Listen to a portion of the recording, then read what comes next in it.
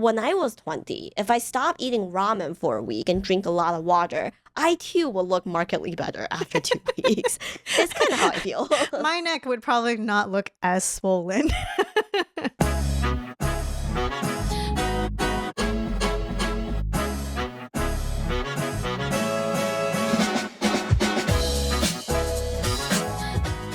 All right.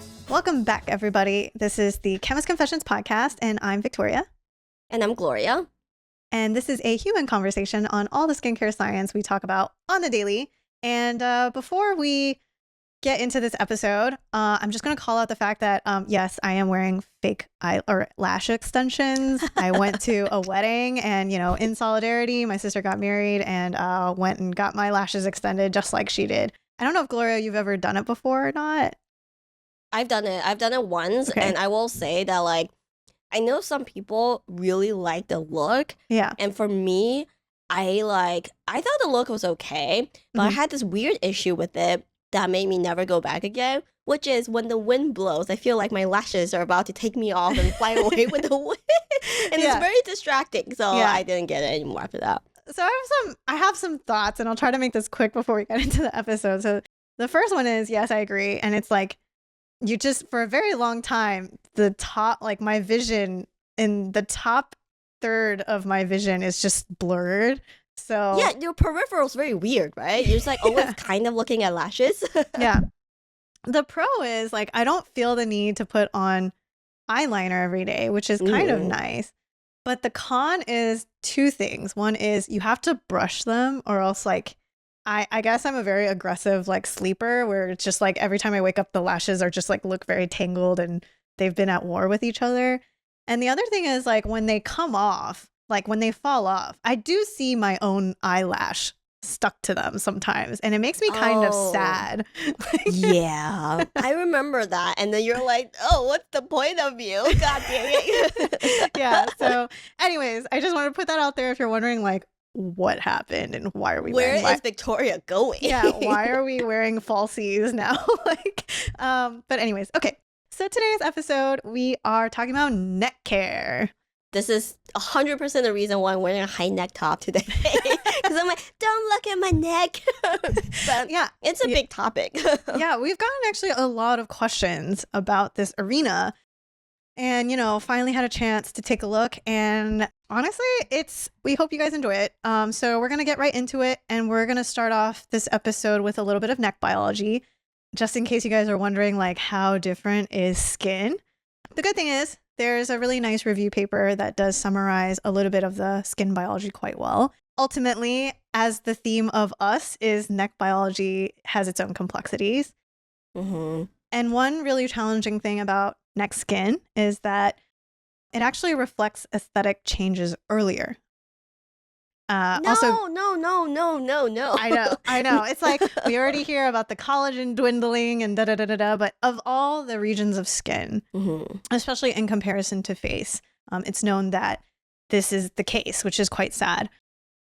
However, the reason why we say neck skin is complex is because it's more than just, or I guess neck aging is complex, is because there's a lot at play. There's actually three culprits. So one is, yes, the skin itself.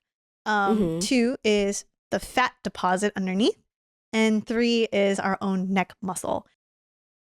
And we're just going to touch on a little bit of in each section so that everyone kind of has some context before we actually get into topical neck skincare. So I'll start off with a little bit on skin. First things first. In comparison to the cheek skin, neck is actually only about 80% as thick. So it is thinner than the cheek skin, but it has 3 times the extensibility with significantly greater viscoelasticity and elasticity. Just generally, if you're thinking of the pulling and pushing, the bounce of skin. And this is necessary. This is in order Makes a lot of sense, yeah. Right. In order to think of your neck rotation, how far, where, how much it impacts your vision and your turn of the head. So this is the neck skin differs than our face. I will have you know, as we're prepping this episode, I find myself doing a lot of extending my chin forward. Yeah, you're pulling just like, you aside, just like very self-conscious of all the movements that Yeah. involve the neck. yeah, you're just like, oh no, I'm just stiff neck. It's just stiff neck. Yep.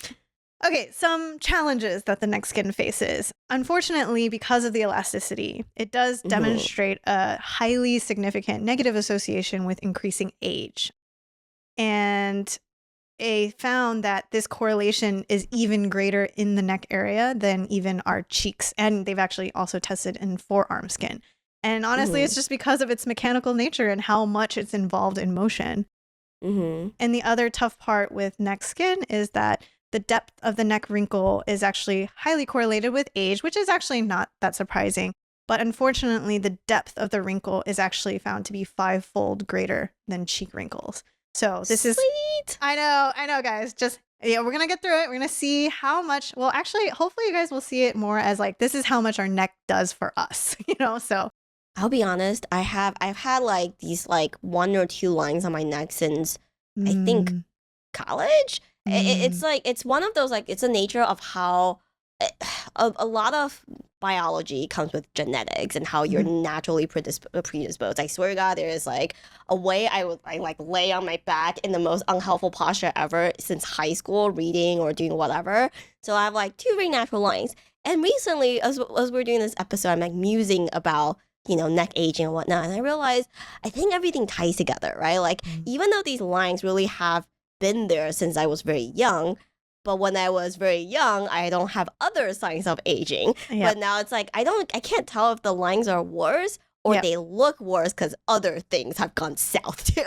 Yeah, and it's almost like once you start fixating, you can't not notice, and you're like, yeah, exactly. And us, we're like doing these like chin out exercises. I'm pretty sure it's not helpful.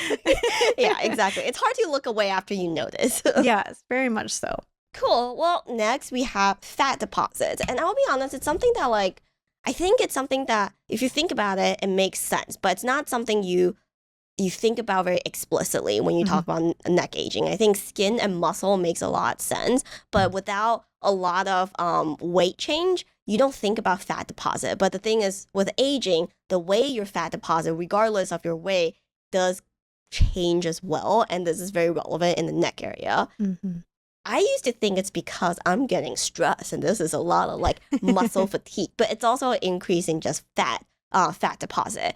And that like really crisp angle that's associated with youth, that becomes a lot less crisp, or the slope, the angle it just gets a little bit less defined. And a big part of it too is that it gets a little bit chunky. And it's not just like a thin layer of fat. The layer of fat isn't just like a thin layer. The overall volume of this area definitely balloons with time. Balloon sounds like a very scary word, but just generally speaking, you just look a little bit more substantial there. And I also thought for a while that it's like mommy arms, like because you feel like you're holding your kid all the time at this angle. So that area just becomes a little bit more padded. I think it's age, and if you have a baby, I feel like it definitely magnifies that effect a little bit. Yeah, and the other thing that some people might notice is like the general like chin area, how like that structure and the fat deposit that accumulates as we age, the infamous double chin. That's something that's also natural with aging, diet or no diet, so yeah, the fat structure itself also can affect general neck, I guess the aesthetic look of the neck. I have also like when we were looking into this, what Victoria's mentioning, kind of like that natural fat deposit to generate the double chin look. That's also usually exacerbated by your face skin slowly having a slight sag effect, so your jawline becomes a little bit less defined. So that is like kind of a double whammy of like just the definition being less defined over time. The final, contributor is just muscle. Yeah. Something that you guys might notice is if you kind of grimace and you kind of strain your neck, you can see those like vertical lines. Obviously, this, as we age, this can become more pronounced, and it can make these people will also consider as wrinkles as well. But actually, in topical care, it's like quite different. They'll call this the platysmal bands, and these seem to become more pronounced and look like it's contracted. Gloria's like holding her neck. It's funny as I Yeah, say I'm this. like, don't, I'm holding my neck. It's fine. Just wear turtlenecks, guys. Yeah.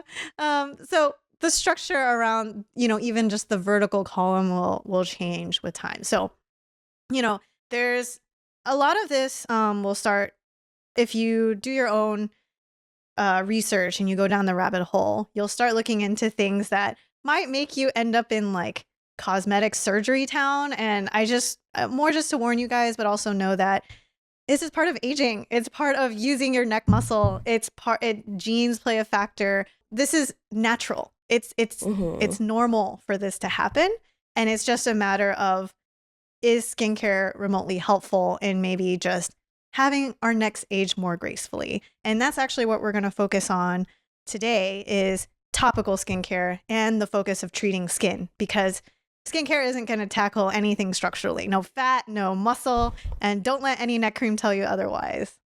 Yeah, and that's part of why maybe when we'll go through it more in the next section. When we talk about neck cream marketing, it might feel like what it promises and the results that you see, maybe there's like kind of an expectation difference. But the biology is why, right? Like the topicals will always be on skin. It might address some fat things, but like, let's just say the efficacy level isn't going to be super duper helpful, and it should absolutely not do anything on the muscle front. So this is why it's a little bit beyond just topical, but we'll take a look at next section on just how helpful topicals can be.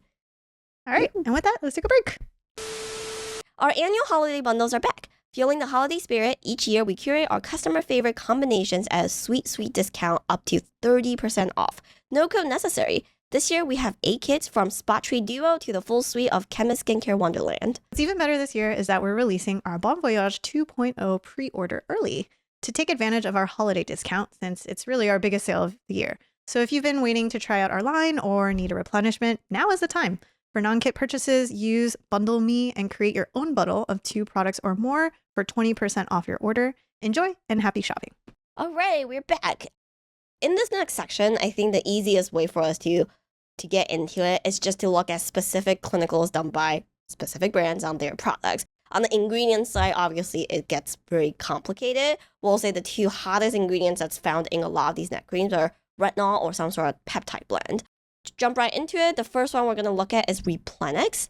Their clinical is done on 31 subjects with moderate to severe neck wrinkling. Their breakdown is kind of interesting. It's kind of like, with 31 subjects, I kind of applaud them for doing this. They included a placebo group, but they also didn't want to do a placebo group they didn't want to spend that much money on the placebo group. So they are like, you know what, we only have the budget for 30 subjects. 10 of you or 11 of you will get the placebo, 20 will get the treatment. I'm hoping that at the end of the day, they're still hoping for a bigger pool on the treatment side to show better data, to increase the chance of getting something that's statistically more relevant. And the placebos there just for comparison. Honestly, I think the fact that they included a placebo is very helpful. Agreed. And I'm going to start by putting the before after pictures up. Something that we noticed when we did our research on neck creams out there is a lot of them come with really striking, really beautiful before after pictures. We don't even have to tell you which one's before, which one's after. There is a marked difference in these set of photographs. And looking at this, you guys might feel like, well, what are you guys talking about? Neck creams can totally solve all, like 90% of your neck issues. I will say, I was in charge of running a clinical specifically on neck cream once upon a time. And one of the things we had to do in their follow-up survey is to take the pictures again. And what you do when that happens is you're sitting in a photo booth. There is on the camera, on the computer screen, there's the before picture that they took on their first visit. And as they're sitting there, you're trying to adjust them. And the live adjustment is like an overlay on the old picture. And you're trying to take the picture at the exact same angle again. So you can have a really nicely lined up before after picture. Let me tell you, it is the hardest thing I've done in a really long time, because even the littlest thing completely changes your perspective on the neck and chin area. Yeah, I totally agree. If you think about all the ways your neck can pivot, on top of that, you're thinking about shoulder placement, how far your chin is. There's just so many axes that you need to align. And I do find it to be very difficult. And that's why it's like for Gloria and I, when we see before and afters with, I guess, any sort of clinical that involves a neck, we are both like, we're both critical, but then also understanding. You know, it's like Yeah. how can you get what looks like very just almost the same angle is difficult, but then what else can we see that is it truly a significant improvement? So yeah, so I was gonna say for this before and after, you know, I'm in this sense like, let's say the bottom two that just shows her chin. And I apologize for audio listeners because you guys are like, I can't see what y'all are talking about, but ultimately this is a side profile photo of just the chin down to the neck area. And it's like, okay, my question is like the neck, obviously it looks elongated, right? But I'm also looking at skin texture, the wrinkles themselves, the deeper wrinkles. So it's kind of like, you know, it doesn't feel like an exact science, and that's just kind of the limitations of, you know, doing these kinds of clinicals. But Gloria and I kind of, you know, we see improvement, but we also would say like maybe not the like striking improvement you would see like right out, like if you were to just first glance at these before and afters. Yeah, and I was also going to say that something else that's difficult with these pictures too, and it's hard to tell unless you're sitting in that room, is the study participant is in a little room. They're getting questioned. It's not interrogation, but it's not a setting that makes people relax. Yeah. And if you think about it, your neck area, even how tense you are, can change how everything looks. Like, I have a high neck top right now, but right now if I pull it out and I'm like, ee, I can make lines pop out of my neck. And it's just like the littlest things change perception, how it looks, and everything else. So one more thing is think about people who just maybe they got over a cold and they have like, you know, residual swollen lymph nodes and glands. Like that all actually impacts photos. So anyways, we had an issue with that previously, so I thought that was funny. Yeah, we find before after pictures to be helpful in terms of, I think it still sets the tone for me. If I'm looking at product, BNAs are nice to look at, but we would say that most before afters are not super indicative, or it's like kind of hard to take a look at before after to feel like, oh, okay, this is the level of result we should expect from this product. So then we have to dive into the actual results. We'll put the bar charts up on the graph. They also have an expert do a clinical evaluation on the before after. So the blue bar is the active group, whereas the orange bar is just the vehicle or the placebo group. And they looked at things like elastosis, wrinkling, just general aesthetic improvement. And for the most part, you'll see that these two groups, honestly, the active group, a little bit better in certain departments, more markedly. So for example, in the wrinkle department, the actives group definitely seemed to have a much more significant improvement. But if you look at all the orange bars, you're like, you know, placebo wasn't all that bad at all. Yes, and I definitely want to call out that, you know, this paper, they actually do mention that, you know, both active and placebo cream did actually show improvement in wrinkles, laxity, pigmentation, erythema, dryness, and texture. So kind of food for thought, and maybe it's something that Gloria and I will, as we go, we'll try to answer. Maybe we don't need specific neck skincare, but can skincare at all do something for our necks, right? And the other thing I just want to call out, we probably got so caught up in the before and afters, but this product was actually used twice a day, and they used it for 60 days, just to keep in mind where, I guess, how long they're using these products for. And finally, I think one thing that kind of relieved by and appreciated is that they actually took histological samples. They did a neck punch biopsy on 5 of the subjects to give us kind of a better idea of what's going on. And I think punch biopsies in general, I actually really love punch biopsy studies. Yeah.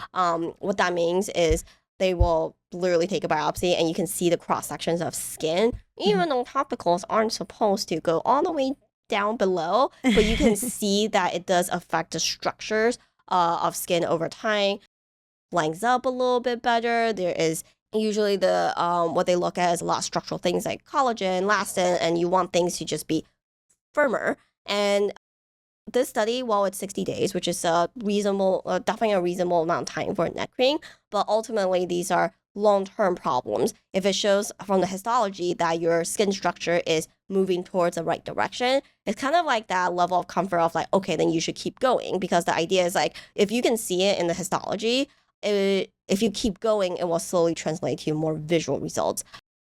But I will say there is one little twist in the study as well, is that this cream is not actually just a cream. In this study, they actually use more than one product. The regimen is the Pure Hydration Hyaluronic Acid Serum, which is a hyaluronic acid serum that also includes some peptides, and then the Replenix neck cream.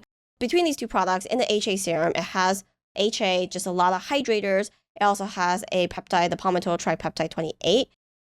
But in the neck cream, there are some common actives you will see in other skincare, so things like niacinamide, caffeine, which I'm gonna wager and say doesn't do anything.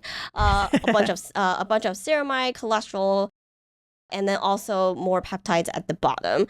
And I will say, kind of back to Victoria's point, is this will become a common theme as we go through all the other clinicals. Is these ingredients are common across different skincare products. So is it just we just need to take care of our necks in a very general sense, or we need a very hyper-focused neck cream type of product? Yeah. So with that, let's keep going. There are actually a couple more, thankfully, that have been clinically tested. Skinceuticals has their tripeptide R neck repair. This product has actives that you're familiar with. They use retinol. They also have a peptide in here as well. And they also have polysilicon 11, which Gloria and I know very fondly. But it does provide a little bit of soft focus property to kind of blur a little bit. Kind of like a makeup. It's kind of one of the added benefits aside from that slip in texture that it can provide. So with their tripeptide R, they actually performed 2 clinicals. And what they wanted to do was look at for mild to moderate signs of neck aging and what that entails. If you're thinking about like actual metrics would be fine lines and wrinkles, crepiness, which if you're guys wondering what that means, it just truly is, think of crepe paper. It's like where the surface is, it's wrinkled, but it's not like linear, and the surface just feels like a little bit texturized in a way. Yeah. They also look at sagging, lack of firmness, lack of elasticity, and uneven skin tone. For one of the clinicals, they performed for 16 weeks. They did it on 50 subjects, and they tested the age range as 40 to 60-year-old, which I always appreciate a relevant age group for this. So yeah, sometimes we'll see like anti-aging clinicals and they start at like 30. You're like, yeah, I don't know what you're trying to see at 30, but okay. Exactly. So I'll put some of the results up here. You can see all the metrics that they looked for, as well as a few before and afters. I guess I'll let Gloria also kind of have her takeaways. Some of these I actually do appreciate because I think there's certain texture aspects that I was trying to like move my neck around and see if I could get something to happen. But I do think they really try to create as similar of a neck placement as possible. And all in all, I'll read a couple summary stats for you guys in the first clinical. So they found that over 80% of subjects responded to the treatment with improvement. They found a 15% reduction in lines and wrinkles, firmness, elasticity, and lifting, and found 30% improvement for crepiness and smoothness. So that was for the first clinical. Yes, Gloria. I will say 15% for lines and wrinkles and firmness, elasticity as a bucket sounds like okay. Like it just doesn't sound that great. Okay, I'm so glad you pointed this out because I was going to ask you actually, what percentage do you think you would start visually seeing a change? So for me, I think it's I think 15% actually is kind of that cutoff for me. 10% under, when I hear it, I'm always like, okay. Because to me, it's like 10% under is something an instrument can pick up, but visually you probably wouldn't feel like there's improvement. 15 to 20 is when I start to feel like, oh, like that should be visual, especially if you generally take good care of yourself. And you're not like beating your skin up in other ways. But I think where my biggest problem is like the very generalized 15% for a whole bucket of very different metrics, like lines, wrinkles, firmness, elasticity. I'm kind of like, that doesn't feel great. It just feels like it's generally better-ish. Yeah. And so for me, I feel like of these skin concerns, and this is more anecdotal from our days doing a lot more clinical testing, I feel like 30% is probably more, it feels significant. 15%, I agree with Gloria, is when you're like, it could just be a good day. Like I might have just got a lot of sleep, like yeah, it's one of those like if you really if you stare and you convince yourself that there's a difference, you can spot it. Yeah, exactly. So with that, the other nice thing is that they too performed a skin biopsy. They actually had 11 subjects use the product, and the age range is actually even wider, 55 to 75. They did a 12-week clinical. Also looking for similar expressions, for collagen and elastin, generally wanting to see an uptrend that, their product is actually contributing and improving the general structure of skin. And, I forgot to mention this when Gloria was talking about biopsies. We really like biopsies, but this is stuff you will never hear about in actual marketing. So this is why, we talk about it because like it tells so much more than a clinical, but you'll never use this. Like it will, the FDA will not allow that whatsoever. So only in academia publication. Finally, one more thing to note is just remember that this product does have retinol. They did notice that about 30% of subjects had experienced some kind of skin irritation using their product. They have a line here that I'll share is most of the irritations were mild in nature, but there was a statistically significant increase in erythema, dryness, scaling, and itching within the first 4 to 8 weeks of use when compared with baseline. So something to kind of keep in mind with retinol around the neck area. So with that, let's move on to one final clinical. This is actually done by Revision. This is they're testing their product, the Nectifirm Advanced 1.7. And with this one, I will share the IL as well here.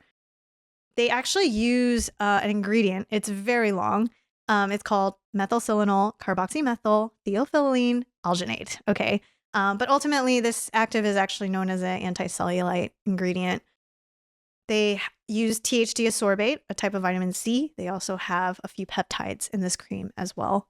In this product, it's actually a 12-week open label study. They actually tested on 35 Asian women, and the age range is from 25 to 50 years old. And 25-year-old using a neck cream. Very, very cool. I'm going to just go ahead and put up the before and afters for Gloria, because on that note, just take a look at these necks. I will say, I sometimes like when we organize these studies, I feel the need to go back to the earlier studies to be like, okay, I was too critical. Your pictures were fair. You did your best. And they're honestly, they tell a very interesting picture. These 3 pictures, first of all, I feel like the zoom is too purposeful. It's a little bit, yes, you're focused on the neck, but I feel like it's almost zoomed in a way to make it harder to assess how well these people are really lined up. All the other pictures for our listeners, you can kind of see like some parts of their facial feature, whether it's their nose or their mouth, and down to their shoulder a little bit. So it's easier to tell that they're at the very aligned orientation. Whereas in this set of clinicals, it's very zoomed in on the neck. One of the subjects looked like she's definitely in her 20s. She has lines, but that neck is firm as hell. I was going to say, not a vertical line to be found. These all look like very youthful necks to me. I truly feel like, could have just woken up on a good day. You hydrated correctly. You're feeling healthy, and you could probably have a different picture here. So in this sense, we truly have 2 clinicals and maybe one that's like mediocre as kind of for you guys to compare. And you can kind of see how we would look at this in comparison. They're honestly very youthful necks. I would use this as examples of healthy necks, to be honest. I know like they tested their cream for 2 to 3 months. Oh gosh. Okay. Upon closer examining, it's also kind of annoying that these 3 pictures have different time points. 2 sets are D0, D84, and then 1 set randomly is D0, D56. Why? I do not know. But I definitely agree with Victoria that like some of them can look like it's a good day. Like if I look at this, all these people look on the look to be on the youthful side. When I was 20, if I stopped eating ramen for a week and drink a lot of water, I too will look markedly better after 2 weeks. It's kind of how I feel. My neck would probably not look as swollen. Yeah. Yeah. Yeah. So, all in all, let me read you some stats. So, like I said, they tested this for 12 weeks. They used the product twice a day. And they actually specifically say use 2 pumps of the cream. In terms of metrics, they actually used a corneometer and a cutometer. And just like Gloria talked about, instruments can pick up a lot more than the eye can see. They did hydration, which not all that interesting to us, to be honest, but hydration, they saw a 43.6% improvement in tool, a 37% reduction in tool. In terms of elasticity, they found a 12.3% increase. Very nice. And they found in terms of density, I think that's general, improving the skin thickness in a way. Firmness, They use firmness. structure. Yeah. So with that, they found a 4.1% improvement with ultrasound. So, just want to put that out there, exactly kind of as Gloria was saying, the numbers, when it starts becoming, it hovers around the 10% and below is when, just like, in the before and afters, it can be kind of hard to see. And for us, we feel pretty lukewarm about this one, I would say. I would like to go back, and I know I already mentioned it in a section, but I am extra appreciative of Replenix doing the test with the placebo. Yeah. I think that paints a much more complete picture. 100%. With this, that 4 or 5% is the type of number that I question if a placebo can have similar numbers. Yeah. Okay, to sum up, I feel like a lot of the ingredients we talked about in these 3 clinicals are ingredients you've heard of. So I think the question is probably not so much, do you need a specific neck cream? Because I think for me, I'm pretty lukewarm about this. I found neck creams tend to be, they can be expensive. They can feel for example, with Replenix, they actually use 2 products. So I'm less about specific neck creams and more about, can topicals help? And I think that's where my feeling is yes, but to a degree, and maybe not to the degree that people want when they're actually looking at neck correction, I guess. Yeah. I think that's a fair assessment, but I will say on the flip side, I think I personally don't currently have a neck cream in my routine, but postpartum I was feeling a little self-conscious about it, and I started using our double play in the neck area, and I think something about having a product for the neck area, what that's good for is making sure your routine, it's a ritual thing. You will take care of your neck, whereas before I'm it's a really in a very far back corner in my brain of I can bring my product down to my neck. But the reality is you're giving your face some tender loving care. Cool, neck, you're done. So there's on that end, it could be helpful mentally. And that sentiment translates to the science, because I will say, in terms of neck care cosmetic research, it's definitely an afterthought. It's not a big segment. And in terms of a lot of the ingredients that Gloria and I will see, they're usually testing an existing active and then just we'll just put it to the neck, So I think that's where Gloria and I, we feel the pain, but at the same time, do we really appreciate clinicals like this? Like the Skinceuticals and the Replenix one? Hell's yes. Not many people do it. It's also a really tough area to test. So that's why in that sense, I'm I think, I don't know, I'm torn. It's if you have the means and you want, and in your ritual, you're kind of like Gloria was saying, you need a neck cream to feel like this is going to be consistent. This is for the neck. Then by all means, because that's consistency is what gets you results, right? So anyways, a lot of feels. Okay, let's take a break. It's time for the animal fun fact. It's Animal Fun Fact Corner, and today it's my turn, and I'm going to bring it back to the bird kingdom. I feel like the theme of 2024 has been a laundry list of random weird bird facts. Today we're going to talk about secretary birds, and these are very stately looking birds. They got the long legs, they got a very pretty orange-red band around the eye. They're found in largely sub-Saharan Africa. The reason why I want to talk about it is because at first I was looking for like really cool birds of prey facts, how fast they can dive, their flights, this and that, inspired by a long drive that had me spotting like 4 different falcons. But randomly, I stumbled on the secretary birds. One of the most striking things about secretary birds is they like eating snakes, and they don't eat it by they don't get snakes by flying down and grabbing it by the claws or anything. They stomp on them. they line dance, they river dance on them. Yes, it straight up looks like they're curb stomping the snakes and then dancing on their carcass. It's really fascinating, and because they're lanky birds, these birds can be pretty big. Their height can be up to like 4 feet tall, and the kicks are really fast. They almost look like their proportions are kind of funny. They have these lanky legs. So in the video, it looks kind of funny. It's almost like they're doing a little quick jitter, like Victoria's like a river dance on the snake. But when you slow down the video, it looks very brutal. They're literally sucker punching, sucker stomping on the snakes to the head. I'm sure they've got some talons on them.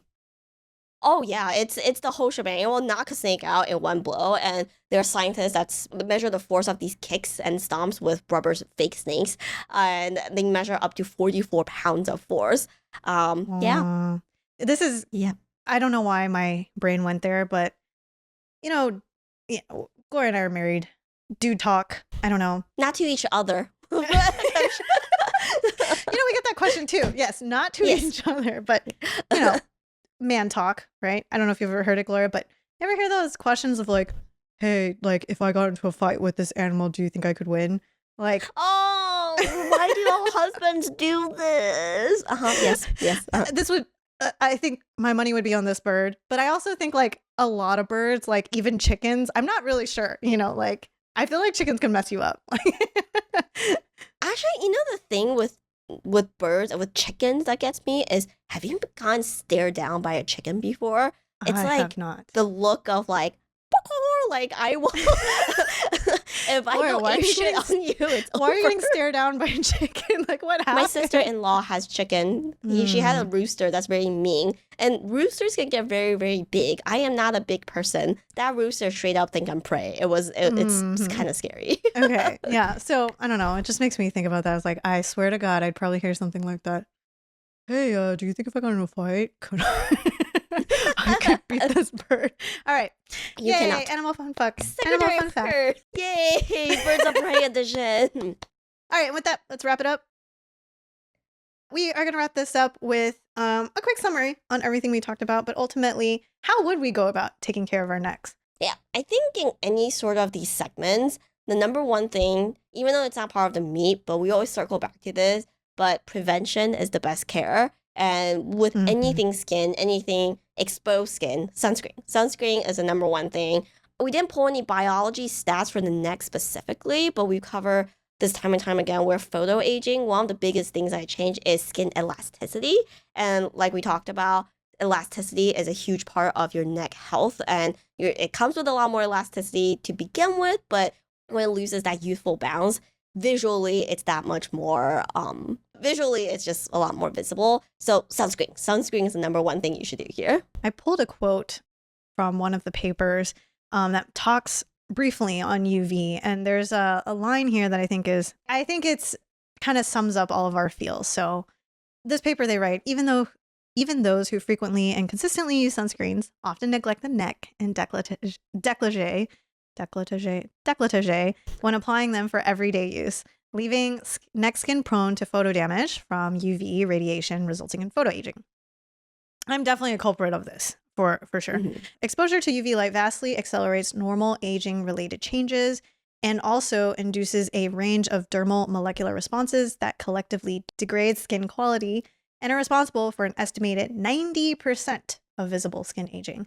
So I don't know how much I trust the 90%, but at the same time, it is definitely a significant, a large, accounts for a huge amount of aging. So yeah, definitely bring that sunscreen down to the neck. Yeah. So with that, aside from sunscreen, if you haven't already, just start taking all your products down to the neck, like just Mm-hmm. in neck and chest area as well. Mm-hmm. It's something that after reading this, I wish it's something I knew, but like Mm-hmm. after going into the bio and just seeing how the state of neck skincare is, it's just something I wish I did earlier. And there's no reason why you can't try. I will say, like I said, I think before I have a habit of bringing product down to the neck, but it's not like a conscious I'm doing it to take care of my neck thing. It's more like I have like leftover product. I'm cleaning my hand. That's what that is. It's your own paper towel. Exactly. My neck is definitely my paper towel. It deserves a little bit more product than that. Yeah, for sure. There's one more line which I thought was kind of interesting and funny that was mentioned in the summary paper. They write, prevention may be the best approach to treating the aging neck. Applying the practice of generational preventative dermatology to the evolving aging aesthetic patient includes a physical examination of the neck in the third. I didn't really know what that meant, but in the third, which provides a roadmap to the patient's future neck anatomy. I don't know if I want a roadmap to the future of my neck anatomy, but thank you. Yeah, and get this, they write, in addition, reviewing family photographs may also be helpful in younger patients who seek preventative treatment. And I'm like, also something I didn't think about, and now I'm going to be looking at it, Oh, man. I wish they didn't say that. I know. All right. So, all in all, Gloria, I think the question is asked that we should ask you is, after reading all of this, do you need a specific neck care product? For me, I think it kind of depends, right? Like, I appreciate, like Victoria mentioned, in the meat section, I appreciate products that's done clinical specifically on the neck area. It gives you a little bit extra peace of mind, and also like having a piece dedicated to the neck just for ritual reasons. Like, you will purposefully use enough product to apply on the neck area. But I just think cost-wise, it's not something that makes all that much sense for everyone. And in terms of the amount of efficacy you're going to get for a specific neck cream versus, hey, you're already using great ingredients, why not just bring it down to your neck area? I'm kind of like split 50-50 on this one. And I will say sometimes if you look at a product line from a brand, you'll also notice that they maybe have similar sentiments. And Victoria found this great example in Elastins. They have a restorative skin complex with their signature Trihex active complex. And then they also have a neck complex. We're just gonna put the ingredient list up really fast. So the restorative skin complex is $230 for 1 ounce, whereas the neck complex is $142 for 1.7 ounces. And I will be honest, I had issues finding the difference between these two ingredients. Yeah, so I would say Elastin is kind of that prime example of a brand that's like, neck, people are aware of neck, we should come out with a neck product. So what do? Let's just take our serum and put it into a neck cream. And this is a prime example of, hey, like other skincare ingredients for face probably could be helpful for neck as well. And the price point would be something where Gloria and I like really raise our eyebrows to. And, Gloria and I actually didn't find a lot of clinical testing around their neck products. So this is where one of those scenarios where if I'm going to choose between this and a Replenix or a Skinceuticals, like definitely they're all in the same realm of clinical higher price point. I'd be going towards those that are more targeted. And then last but not least, I did want to make a note I found interesting, and this actually is specific for Asian skin. There, in some of the papers, they actually will break down neck skin by ethnicity. And in terms of Asians, they actually did make a note that compared with other ethnicities, Asians have a thinner stratum corneum with increased lipid content, which may contribute to higher sensitivity to, they say, exogenous chemicals. But basically, the neck area could be more sensitive than other ethnicities. So that's just something to keep in mind. The neck skin, if you are trying to apply a retinol, the retinoids or anything to skin area, definitely, go about it with caution. Still do the onboard, just want to point out there that there can still be some sensitivity with that. So I find that to be 100% true in my case. If I'm testing something, under my chin and my neck will definitely have a flare up before my face does. Yeah. It's such a good point. So like for someone like me, my face has a sensitivity to retinol, and I usually don't go higher than our double play at 0.3% retinol. I've used the 0.5s before, but that onboarding period is just too annoying for me to deal with. Yeah. And I definitely would not, even if I go through the pain of onboarding retinization like a 0.5 or 1%, I would not use that level on my neck at all. So that's just something to keep in mind. Yeah, when we say bring your product down to the neck, it's don't approach it like a free for all. Let's bring everything down to the neck. Just proceed with some caution still. Yeah. So all in all, in terms of topicals, what we feel like they're good for is generally in the realm of prevention. Some help in terms of wrinkles and crepey skin texture. In terms of, I would say, elasticity, sagging, lifting, these kinds of skin concerns, I would feel less confident in, at least from the given clinicals and just kind of the lack of testing there is. But all in all, that's really it for the episode.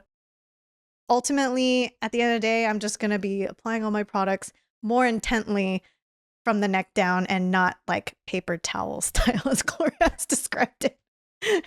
Yeah, and I think the takeaway here is that it is a natural part of aging, especially given the amount of movement, the amount of work that your neck goes through every day. Yeah. So I will say, I think part of the beauty of preventative skincare is you just feel like you're doing the best for your skin there is. Is it going to be super duper corrective? Maybe not. But at the same time, like I think by taking care of yourself, you can age as gracefully as possible and not stress so much about these changes. It's just going to happen. So, totally. Yeah. And with that, Gloria, that wraps up the end of this episode. Where can they find us? You can find us on our website at chemistconfessions.com. You can write to us at info@chemistconfessions.com. You can also DM us on Instagram at chemist.confessions. That is also where we pull you guys for questions that shape each and every one of these episodes. We are at the very, very end of our 2024 podcast season. There's only two more episodes left. Yeah, but let us know what you want to hear us talk about. We are already planning our content for 2025 after our break. So we will see you guys next week. Bye, guys.